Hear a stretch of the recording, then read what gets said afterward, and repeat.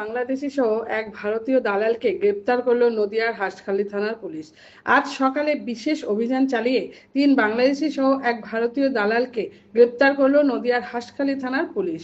Police সূত্রে খবর, আজ সকালে বিশেষ অভিযান চালিয়ে হাঁসখালী থানা এলাকার রামনগর এলাকায় সেখানে এই ৩ বাংলাদেশি ও একজন ভারতীয় দালালকে গ্রেপ্তার করা হয়েছে। পুলিশি সূত্রে জানা যায়, এই ৩ বাংলাদেশি ভারতীয় ভূখণ্ডে অবৈধভাবে গতকাল রাতে ওই দালালের মারফত এসেছিলেন। আজ তাদেরকে পুলিশ রিমান্ড চেয়ে আদালতে পাঠায় হাঁসখালী থানার পুলিশ।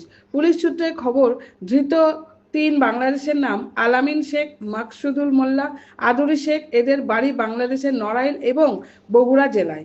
অপরদিকে ধৃত ভারতীয় দালালের নাম আতাবুল বিশ্বাস, বাড়ি হাঁসখালী থানার রামনগরে। নদিয়া থেকে প্রভাত নন্দী রিপোর্ট, HR নিউজ 24।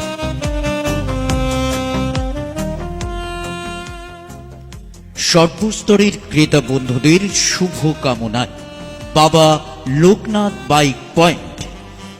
আমাদের এখানে যে কোনো কোম্পানির বাইক ক্রয় এবং বিক্রয় করা হয়। অবশ্যই মনে রাখবেন, ফাইন্যান্সের সুব্যবস্থা আছে।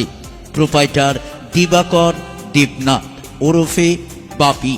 Mobile number 9002195367। আমাদের ঠিকানা 12 নম্বর জাতীয় সড়ক, শান্তিপুর বাইপাস, পাওয়ার হাউসের নিকট, শান্তিপুর, নদিয়া।